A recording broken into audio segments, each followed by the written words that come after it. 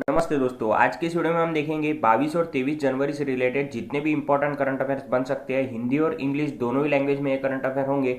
अगर आपको इस वीडियो की पीडीएफ फाइल चाहिए तो डिस्क्रिप्शन बॉक्स में मैंने लिंक दिया है, वहां से आप पीडीएफ फाइल भी डाउनलोड कर सकते हैं और मेरे साथ टेलीग्राम या फिर इंस्टाग्राम पर भी जुड़ सकते हैं, जहां पर डेली क्विजेस होती है। तो चलिए बिना देरी करते हुए शुरू करते हैं आज का video.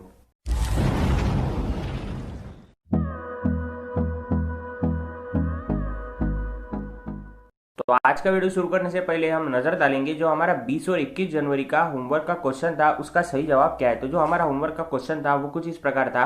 For which country when Rooni who has played the most matches and scored the most goals has retired from the game.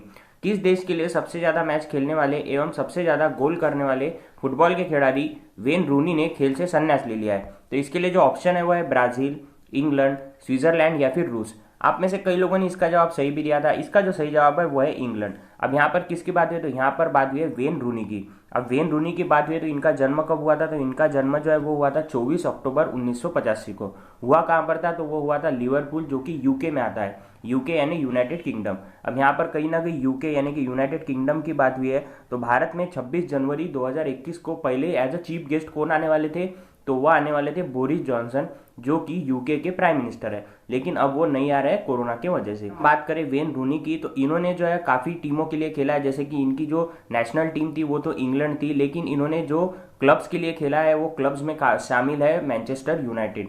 इतनी जानकारी हमें इस सवाल से मिलती है। उसके बाद में अगर हम बात करें आज के करंट अफेयर की, तो हमारा जो आज का पहला सवाल है वो है Indo French exercise Desert Knight 21 begins in which state of India. Indo French exercise Desert Knight 21 Bharat के किस राज्य में शुरू हुई है। तो इसके लिए जो ऑप्शन है वो है राजस्थान, अरुणाचल प्रदेश, गुजरात या फिर मणिपुर। तो इस सवाल का जो सही जवाब है वो है राजस्थान। अब यहाँ पर किसकी बात हुई है, तो यहाँ पर बात हुई है इंडो फ्रेंच एक्सरसाइज की। इंडो फ्रेंच एक्सरसाइज यानी कि ये एक्सरसाइज जो है वो भारत और फ्रांस के जो एयरफोर्स है उनके बीच हुई होगी। अब ये राजस्थान में कहाँ पर हुई होगी, तो चलिए देखते हैं राजस्थान में ये कहाँ पर हुई है। तो इंडो फ्रेंच एक्सरसाइज जो है जिसका नाम है डेजर्ट नाइट 21, वो भारत के राजस्थान के जोधपुर में इस साल हुई है। उसके बाद में यहाँ पर अब कहीं ना कहीं एयरफोर्स की बात हो गई है, तो एयरफोर्स से रिलेटेड इंपॉर्टेंट जानकारी पता होना काफ़ी ज़्यादा ज़रूरी होता है। तो भारत के जो एयरफोर्स चीफ है उनका क्या नाम है, तो उनका नाम है RKS भदौरिया, और वो 26वें नंबर के भारत के एयर चीफ है। उसके बाद में वो कब कब बने थे, यानी कि वो एयरफोर्स में उनकी एंट्री हुई कब थी, तो उन्होंने जो एयरफोर्स है वो ज्वाइन किया था 15 जून 1980 को। उसके बाद अगर हम बात करें कि जो RKS भदौरिया है उनके पास एक्सपीरियंस कितना है फाइटर जेट उड़ाने का, तो उनके पास जो एक्सपीरियंस है वो है 4250 आवर्स का। उसके बाद में मैंने आपको ट्रिक बताई है कि भारत के जो तीनों ही चीफ है उन्हें हम कैसा याद रख सकते हैं। तो जैसा कि यहाँ पर हमें दिख रहा है, तो 26 नंबर के जो एयर चीफ है वो है RKS भदौरिया। 24 नंबर के भारत के जो नेवी चीफ है यानी कि जो नौसेना प्रमुख है करमवीर सिंह वो है। और 28 नंबर के जो है वो भारत के आर्मी चीफ है जिनका नाम है मनोज मुकुंद नरवणे। तो ऐसा हम इसे याद रख सकते हैं 24, 26, 28 यानी कि नेवी, एयर और आर्मी। उसके बाद में अगर हम बात करें आज के दूसरे सवाल की, तो आज का जो दूसरा सवाल है वो है government appoints whom as managing director of LIC। सरकार ने LIC के प्रबंध निदेशक के रूप में किसे नियुक्त किया है। तो इसके लिए जो ऑप्शन है वो है सिद्धार्थ मोहंती, संदीप अग्रवाल, अमिताभ चौधरी या फिर विश्ववीर आहूजा। तो इस सवाल का जो सही जवाब है वह है सिद्धार्थ मोहंती। अब यहाँ पर किसकी बात हुई है, तो सरकार ने क्या किया है, जो LIC है उसके MD यानी कि प्रबंध निदेशक के रूप में सिद्धार्थ मोहंती को जो है वो नॉमिनेट किया है, यानी कि उनकी नियुक्ति की है। उसके बाद में उनके बारे में तो डिटेल में हम आगे देखेंगे, लेकिन यहाँ पर हमें क्या दिख रहा है, तो यहाँ पर हमें दिख रहा है अमिताभ चौधरी। तो अमिताभ चौधरी कौन है, तो ये एक्सिस बैंक के CEO है। उसके बाद में चलिए अब देखते हैं सिद्धार्थ मोहंती और LIC से रिलेटेड कुछ इंपॉर्टेंट फैक्ट। तो ये है सिद्धार्थ मोहंती, जिन्हें हाल ही में जो है वो भारत सरकार ने यानी कि जो भारत की कैबिनेट मिनिस्ट्री है उन्होंने जो है वो उन्हें मैनेजिंग डायरेक्टर के रूप में नामित किया है। LIC यानी होता है लाइफ इंश्योरेंस कारपोरेशन। उसके बाद में आप सबसे महत्वपूर्ण बात यह है कि ये इस पद पर कब से शुरुआत करेंगे, यानी कि ये इनका चार्ज कब से लेंगे, तो 1 फरवरी से ये इसका चार्ज लेने वाले हैं। लेकिन ये वर्तमान में LIC हाउसिंग फाइनेंस लिमिटेड के CEO बने हुए हैं। उसके बाद में अगर हम LIC की बात करें तो LIC की स्थापना हुई कब थी, तो LIC की जो स्थापना है वो हुई थी 1 सितंबर 1956 को। उसके बाद में LIC का हेडक्वार्टर कहाँ पर है, तो वो है मुंबई में। तो इतनी जानकारी हमें इस सवाल से मिलती है। उसके बाद में अगर हम बात करें आज के तीसरे सवाल की, तो तीसरा जो सवाल है वो है हावड़ा कालका mail rename as Netaji express, birth anniversary of Netaji is on. Howrah कालका मेल को नेताजी एक्सप्रेस के रूप में नाम दिया गया है।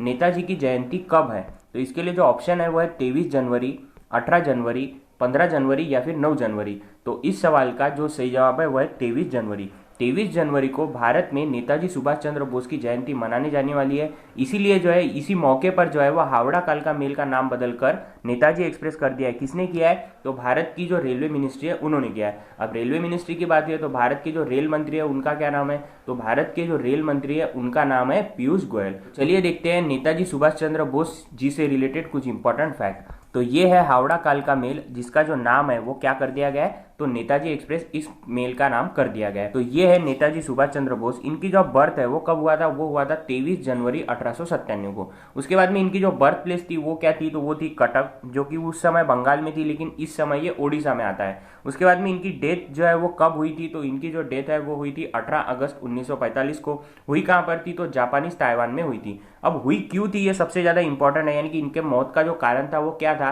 तो इनका जो एयरक्राफ्ट था वो क्रैश हो गया था, इसके वजह से इनकी मौत हुई थी। उसके बाद में सबसे महत्वपूर्ण बात यहाँ पर यह है कि जो नेताजी सुभाष चंद्र बोस है उन्हें नेताजी का नाम किसने दिया था?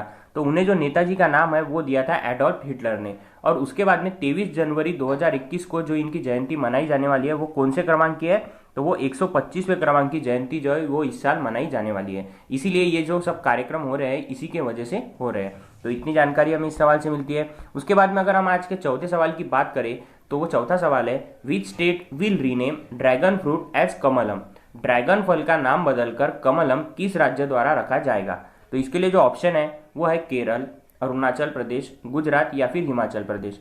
तो इस सवाल का जो सही जवाब है वो है गुजरात। अब यहाँ पर बात क्या हो रही है? तो जो ड्रैगन फ्रूट होता है, जैसा कि हम देख भी सकते हैं, ये जो ड्रैगन फ्रूट है इसका नाम जो है वो बदलकर कमलम कर दिया गया। अब ये कौन कर रहा है? तो ये कर रहा है गुजरात। तो गुजरात से रिलेटेड इंपॉर्टेंट फैक्ट भी पता होना जरूरी है। तो ये है मैप में गुजरात। गुजरात की जो कैपिटल है वो क्या है? तो गुजरात की जो कैपिटल है वो है गांधीनगर। उसके बाद में गुजरात का जो फॉर्मेशन है वो हुआ था 1 मई 1960 को। 1 मई 1960 को और कौन से राज्य का गठन हुआ था? तो वो था महाराष्ट्र।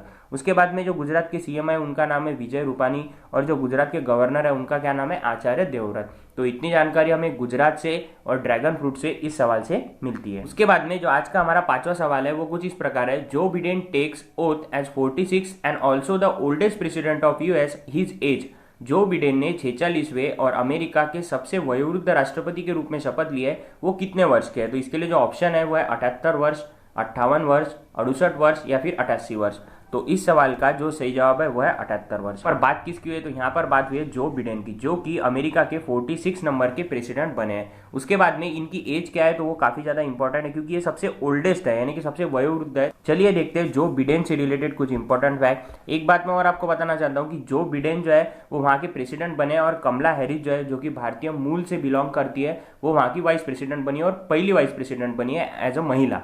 उसके बाद में अगर हम बात करें कि इस साल जो टाइम्स मैगजीन जो है उसमें ये दोनों का नाम जो है वो फ्रंट पेज पर आया था, यानी कि जो टाइम मैगजीन है उसमें पर्सन ऑफ द ईयर के रूप में इन्हें नामित किया गया था। टाइम मैगजीन जो है वो 1927 से प्रसारित करी जाती है। अगर हम जूम के फाउंडर की बात करें, एरिक युआन जो है वो business person of the year रहे थे इस साल टाइम्स मैगजीन में। उसके बाद में जो बिडेन के बारे में अगर बात करें तो ये 46 नंबर के प्रेसिडेंट बने यूएस के, और ये 47 नंबर के वाइस प्रेसिडेंट रह चुके हैं जब बराक ओबामा वहां पर प्रेसिडेंट थे। तो ये काफी ज्यादा इंपॉर्टेंट बात है, इसलिए मैंने आपको बताई है।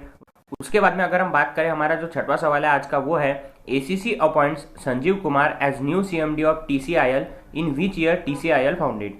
एसीसी ने संजीव कुमार को टीसीआईएल के नए सीएमडी के रूप में नियुक्त किया है। टीसीआईएल किस वर्ष में स्थापित हुई थी? तो इसके लिए जो ऑप्शन है वो है 1988, 1958, 1968 या फिर 1978। तो इस सवाल का जो सही जवाब है वो है 1978। अब यहाँ पर बात किसकी हुई है?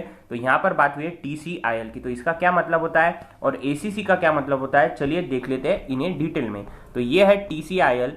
टीसीआईएल यानी होता है टेलीकम्युनिकेशंस कंसल्टेंट इंडिया लिमिटेड। उसके बाद में एसीसी यानी क्या होता है? तो एसीसी यानी होता है appointments committee of the cabinet. Appointments committee of the cabinet जो है वो अप्रूवल देती है अलग अलग अपॉइंटमेंट्स के लिए। तो संजीव कुमार को जो है वो वहाँ के चेयरमैन बने हैं, और जो मैनेजिंग डायरेक्टर है वो भी संजीव कुमार ही बने हैं। उसके बाद में अगर हम बात करें तो 1978 में टीसीआईएल की स्थापना हुई थी, और इसका हेडक्वार्टर कहाँ पर है? तो वो है न्यू दिल्ली में।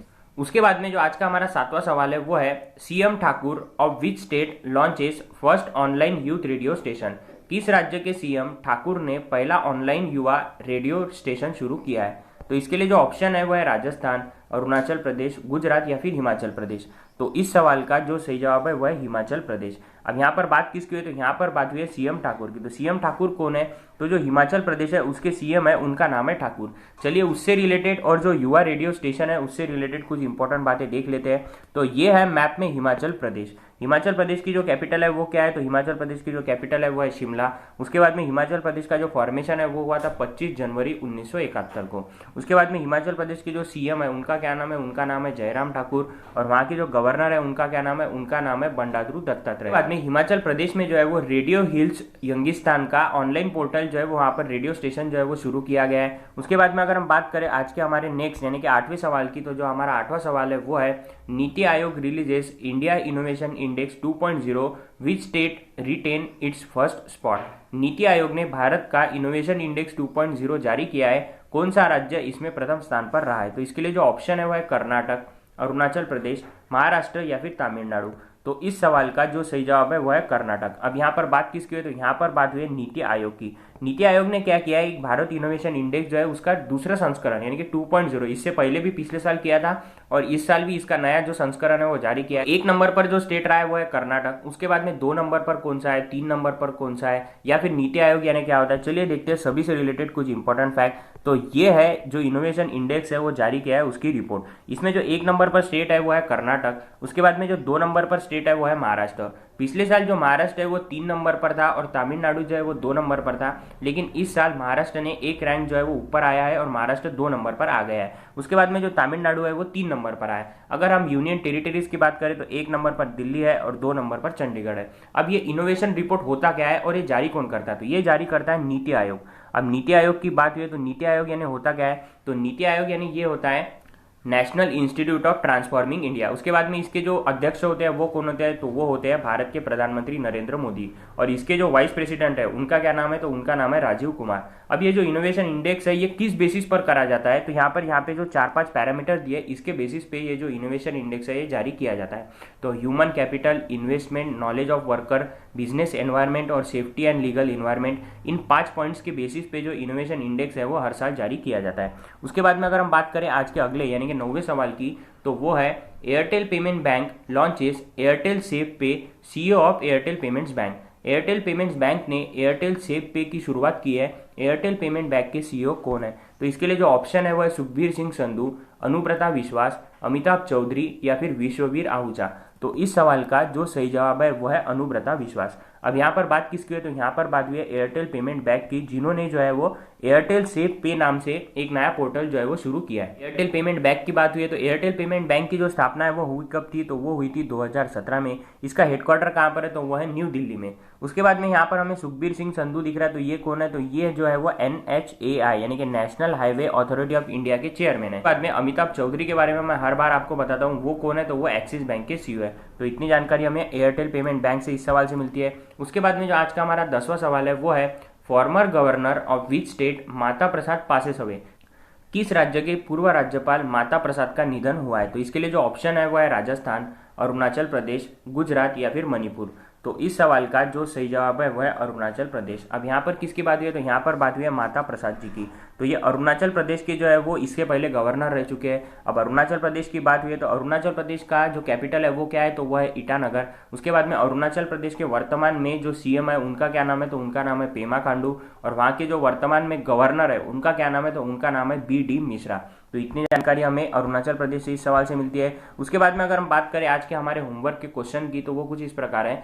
Sundaram finance names Rajiv Lochan as MD, it was founded in. Sundaram finance ने MD के रूप में राजीव लोचन को नामित किया है, इसकी स्थापना कब करी गई। के लिए जो ऑप्शन है वो है 1954, 1958, 1968 या फिर 1988। अगर आपको इस सवाल का सही जवाब पता है तो मुझे कमेंट कर जरूर बताइए। और अगर आपको वीडियो अच्छा लगे तो वीडियो को लाइक कीजिए और चैनल को सब्सक्राइब करना मत भूलिएगा। और अगर आपको इस वीडियो की PDF फाइल चाहिए तो डिस्क्रिप्शन में मैंने लिंक दिया है, वहाँ से आप PDF भी डाउनलोड कर सकते हैं और मेरे साथ टेलीग्राम या फिर इंस्टाग्राम पर भी जुड़ सकते हैं, जहाँ पर डेली क्विजेस होती है। वीडियो देखने के लिए आपका बहुत बहुत शुक्रिया।